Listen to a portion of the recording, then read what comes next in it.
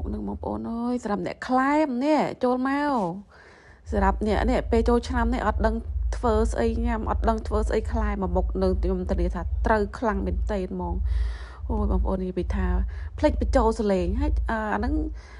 វីដេអូហ្នឹងយូរគ្រាន់ដែរហើយប៉ុន្តែខ្ញុំភ្លេចកាត់ផុសហ្នឹងហើយតើឥឡូវយើងហាន់ទៅយងចេកទុកមកដាក់ត្រាំគុជឆ្មាដាក់ត្រាំអំបិលទុកមកហើយយើងងាកមកប្រឡាក់សាច់យើងម្ដងសាច់របស់យើងហ្នឹងយកអាសាច់ភុយហ៎បងប្អូនយើងប្រឡាក់ប្រេងខ្យងអំបិលម្សៅស៊ុបខ្នុរបន្តិចមកហើយទុកវាបន្តិចសិនទៅចាំយកទៅចៀនវាហើយប្រហុកនេះប្រហុកដាក់ប៉ុណ្ណឹងបងប្អូនហើយចាប់លាក់ចេកយកទៅអាំងទៅហើយសាច់របស់យើងហ្នឹងពេលដែលទុកមួយសន្ទុះហើយយើងយកដាក់ខ្ទះឲ្យក្តៅហើយដាក់ខ្លាញ់យកមកចៀនមកបងប្អូនឃើញអត់អូយឡើងទៅនោមមកឡើងក្រហមហើយភ្លើងកុំប្រើខ្លាំងប្រើមុំបានហើយកាលណាយើងប្រើបខំខ្លាំងធ្វើឲ្យសាច់របស់យើងហ្នឹងវាខ្លោចតក្រៅឆៅក្នុងបងប្អូនប៉ុន្តែអាហ្នឹងអាស្រ័យលើបងប្អូនដែរបើសិនជាយើងថាអូខ្ញុំចង់បានរៀងឆៅក៏បានដែរប៉ុន្តែធ្វើរបៀបហ្នឹងធ្វើអញ្ចឹងឆ្ងាញ់ជាងនេះលក្ខណៈថា juicy បងប្អូនឃើញខ្ញុំហាន់មើលឃើញហាន់នេះហាន់ទៅវានៅ juicy ទឹកខាងក្នុងវាពិតថាឆ្ងាញ់ជាតិអូជាតិនេះហើយម្ទេសខ្ទឹមយើងកុំភ្លេចណាម្ទេសនិងខ្ទឹមយើងយកវាទៅអាំងក្នុង oven សិនណាទៅមកតិចយើងយកមកបុកបន្ទាប់ពីបុកយើងបុកហើយយើងដាក់ជាមួយប៊ីចេងបន្តិចមកហើយដាក់មួយស្ករបន្តិចសិនទេដាក់កុំឲ្យវាលោតខ្ទឹមលោតម្ទេសណាទៅមកតិចយើងយកប្រហុកយើងដែលបានអាំងមុនហ្នឹងយកមកបុកលីច្បល់ចូលគ្នានឹងមក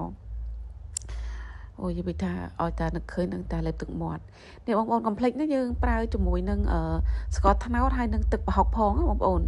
បើបងប្អូនអត់មានទឹកប្រហុកបងប្អូនអាចដាក់ជាមួយនឹងទឹកត្រីក៏បានដែរហើយស្ករប៉ុណ្ណឹងអត់ទាន់គ្រប់ទេយើងត្រូវថែមស្ករសម្រាប់ព្រាថែមទៀតបានវារសជាតិវាត្រូវបន្ទាប់ពីដាក់គ្រឿងផ្សំយើងរួចហើយយើងដាក់ជាមួយនឹងសណ្តែកគួរហើយជាមួយនឹងមកច្រឡំប្រទេសជាមួយនឹងពេញប៉ោះហ្នឹងគឺដាំខ្លួនឯងអត់មានជាតិគីមីទេស្រោចតែទឹកដាក់តែជីបន្លែធម្មជាតិទេដល់ពេលអញ្ចឹងទៅខ្ញុំយកមកដាក់លាយប៉ុន្តែបងប្អូនអើយរសជាតិឆ្ងាញ់មួយបែបម្យ៉ាងហ្មងណានេះយើងហាន់ដាក់ចូលអញ្ចឹងមកហើយទៀតហើយខ្ញុំរឿងភ្លក់មើលថាអត់សូវមានជាតិប្រៃហ្មងក៏អត់សូវដិតណាអញ្ចឹងនេះខ្ញុំក៏ដាក់ទឹកប្រហុកថែម2 លាបព្រាមួយលាបព្រាទៀតអីទៅត្រប់ទាំងអស់2 លាបព្រាសម្រាប់ទឹកប្រហុកហើយជាមួយនឹងក្រូចឆ្មាគឺដាក់តាមចំណង់ចំណូលចិត្តជូរទៅតាមចំណង់ចំណូលចិត្តបងប្អូនហើយយើងកកមកយើងភ្លក់មើលស្ទើររសជាតិរៀងផ្អែមក៏ដាក់ស្ករកន្លះស្លាបព្រាថែមទៀតទៅណាយើងលាយស្ករត្នោតលាយជាមួយនឹងស្ករសបានឆ្ងាញ់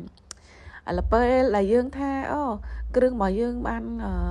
យើងត្រូវមាត់យើងហើយចាំយើងចាក់ជាមួយសាច់គោយើងចូលបងប្អូនអើយអូយនេះមើលតា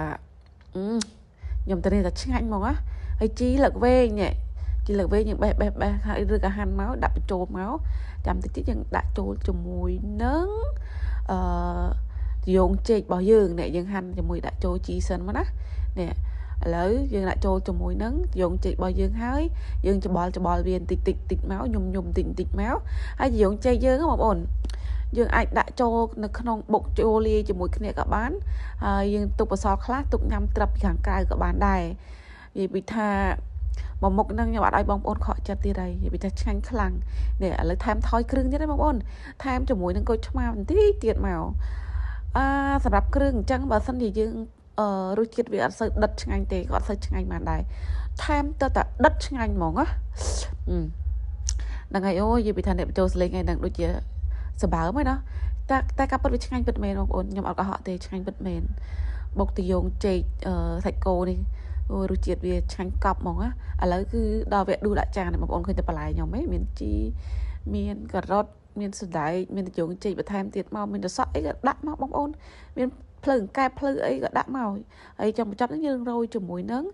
សណ្តែកដីហើយបានប៉ុណ្្នឹងឯងតែនេះតែឆ្ងាញ់ហ្នឹងហើយចូលឆ្នាំហើយអាចធ្វើសាកបានណាបងប្អូនតែនេះរសជាតិតែឆ្ងាញ់